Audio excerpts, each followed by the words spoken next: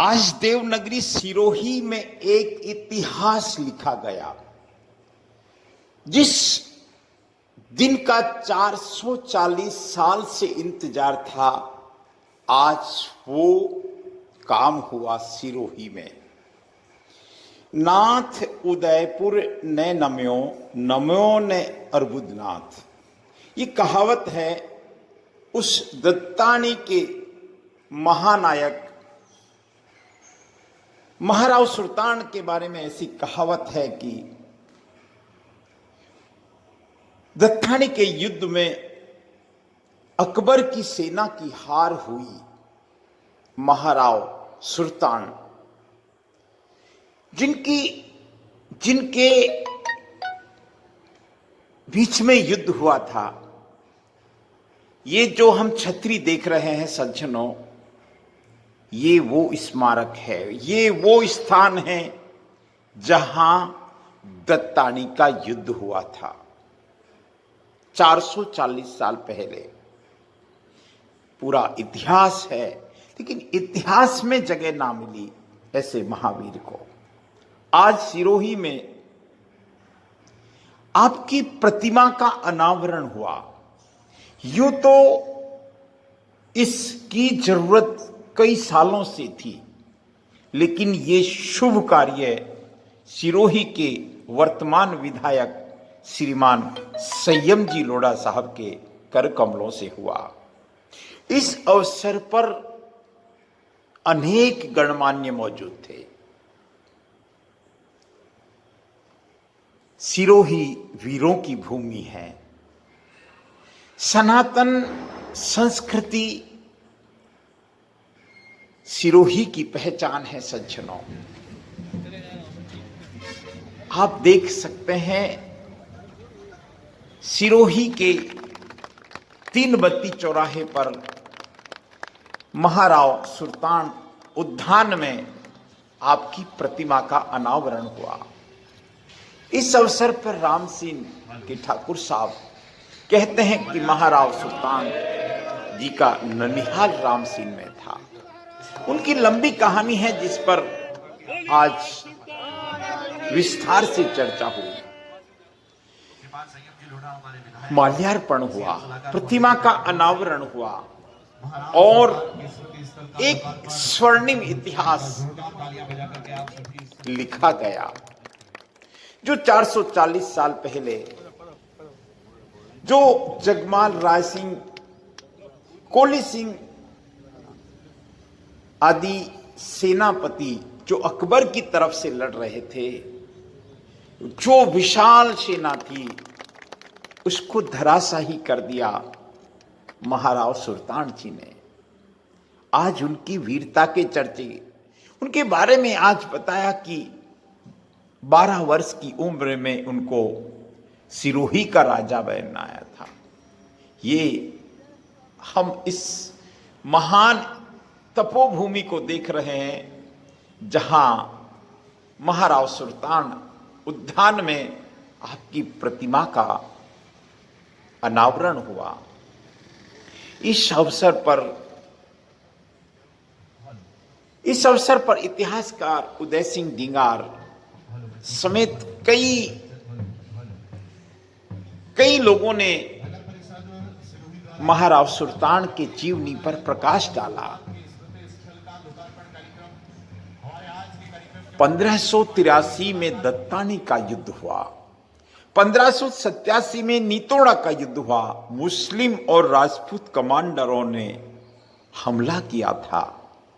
149 commander Akbar की सेना के मारे गए। करने के लिए उन्होंने भी अपनी आहुति दी। उस महाराव सुल्तान का नाम प्रातः स्मरणीय है। इतना ही नहीं, उसके बाद में जब सिरोही पर आक्रमण हुआ, उन्हें राजमहल छोड़ने पड़े, समतल भूमि छोड़नी पड़ी, पहाड़ों में जाना पड़ा। आबू की दुर्गम पहाड़ियों में थे। दत्तानी के मैदान में उन्होंने डेरा डाला हुआ था शाही सेना ने। एक दिन 17 अक्टूबर 1583 ईस्वी, जिसको आज 440 साल होने आए हैं। 440 साल पहले की मूर्ति तो 440 सालों से प्रतीक्षा कर रही है। देश की आजादी को तो 75 साल हुए हैं। ये प्रतिमा अनावरण का कार्य 440 सालों से प्रतीक्षा कर रहा है, जिन्होंने उस लड़ाई के मैदान में न केवल मुगल सेना को शिकस्त दी, न केवल धूल चटाई, बल्कि तो महान सेनापतियों को भी वहां पर वीर गति हुई जो बादशाह अकबर के सेनापति थे। हमारे यहाँ के सेनापति भी ऐसे नहीं कि लड़ाई के मैदान में शहीद नहीं हुए। महाराज सुल्तान के मुख्य सेनापति ठाकुर सभा भूषण समर सिंह जी डुंगरावत, उप सेनापति कुंभकर्ण जी कुंभा, जिनके मेर मांडवाड़ा के जो पूर्वज थे सिलदर मेर मांडवाड़ा के, सूर सिंह जी जो कालंदरी मोहम्मद नगर के पूर्वज थे, कई नामअनगिनत लिस्ट उस दत्तानी के महायुद्ध में शहीद हुए और केंद्रीय शक्ति को पराजित किया। यह इतिहास का बहुत बड़ा विषय है। मैं आपको यह भी बता देना चाहूंगा, आपातकाल में यह ठाकुर साहब राम सिंह विराजित है। राम सिंह से सैनिक सहायता दी थी और लंबे समय तक राम सिंह, सियाणा, डोडियाली के उन दुर्गम स्थलों में महाराज सुल्तान को भी खाक छाननी पड़ी थी और तत्पश्चात सिरोही का राज्य मिला था। कहने का अभिप्राय यह है कि ये जो प्रतिमाएं लग रही है, ये महान योद्धाओं की लग रही है, जिन्होंने इस देश के लिए, इस राज्य के लिए, इस मातृभूमि के लिए अपना सर्वस्व लुटाया। बड़े ही मुझे दुख के साथ कहना पड़ रहा है, उनकी अंतिम तिथि मैं 4 दिन से ढूंढ रहा था कि विधायक महोदय ने मुझे इस बात के लिए अधिकारित किया है। मैंने बहुत ही रिसर्च से एक तिथि भी निकाली है। मैं मंच से निवेदन करना चाहूंगा, वीसी भार्गव साहब और उनके अनुसंधान में यह पाया गया कि 12 सितंबर 1610 ईस्वी को महाराज सुल्तान की पुण्यतिथि है।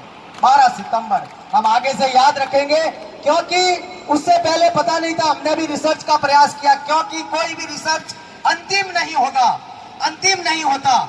अभी कुछ समय पहले, मैं 2 दिन पहले एक साहित्य में पढ़ रहा था कि 17 अक्टूबर की तिथि ही महाराज सुल्तान की भी जन्म तिथि थी, तो उस पर भी अब पुनः मनन करेंगे। मान सिंह जी हुए, उन्होंने 8-9 साल ही शासन किया और उसके बाद में उनके साथ धोखा हुआ। ऐसा कहते हैं कि आबू में जब वो खाना खा रहे थे तो कल्ला परमार ने, जो उसका बाप पहले इनके मान सिंह जी के दरबार में था, उसका कल्ला परमार ने उनका कटार से पीठ में छेद कर दिया और कुछ दिन बाद उनकी देहांत हो गया।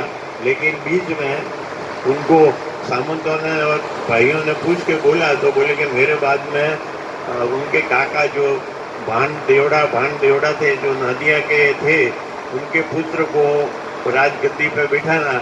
तो सभी ने उन्होंने बुला के और 12 साल की उम्र में राव सुल्तान को गद्दी पे बिठाया।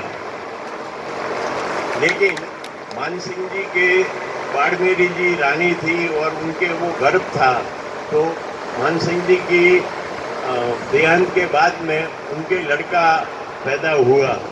और यहाँ पे जब राव सुल्तान छोटे थे तो एक विजय सिंह जी देवड़ा करके थे, वो सभी प्रधान पद और सूर्य का कामकाज संभालते थे। तो उन्होंने वो रानी के स्वागत के लिए और वो बालक जन्म हुआ उनको लेने के लिए वो सब तैयारी की। उस टाइम सुल्तान को यहाँ 2 आदमियों की निगरानी में नज़र कैद करके वो चले गए।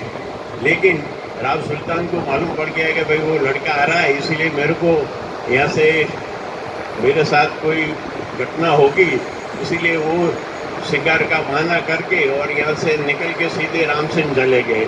अब रामसिंह का जो रिश्ता है वो मैं आपको बताता हूँ कि राव भान के 2 लड़के थे, साधु सिंह जी और सुल्तान। साधु सिंह जी बड़े लड़के थे, उनकी शादी राम सिंह ठाकुर वीरम सिंह जी के बेटे केशवदास जी के बहन के साथ शादी हुई थी। और वो साधु उनको गादी पे आए और जब विजय देवड़ा और वापस आए, ये निकल के वहाँ चले गए, तो सीधे वो अपने भाभी और वैसे उनको गोद ले रखा था राव सुल्तान को, इसलिए वो दोनों दल थे गए। हम इसीलिए कहते हैं कि भाई हमारी गादी जी ने उनको गोद लिया था, इसलिए वो हमारे भाड़े थे। और ऐसे वो साधु सिंह जी की वाइफ थी, उनके ये छोटे देवर के बेटे थे। स्मारक दिखे और वो देख करके प्रेरित हो राष्ट्र के लिए खुद को समर्पित करने के लिए। हमारे बच्चे पवेलियन पर जाए, अपने वहां मेजर ध्यानचंद की प्रतिमा लगाई, उस देश के महानतम खिलाड़ी जिन्होंने हॉकी में ओलंपिक में 3 बार भारत को गोल्ड दिया। हमारे खिलाड़ी उनकी प्रतिमा देख करके प्रेरित हो कि हम उनको अपना आदर्श मान करके हम आगे बढ़ेंगे।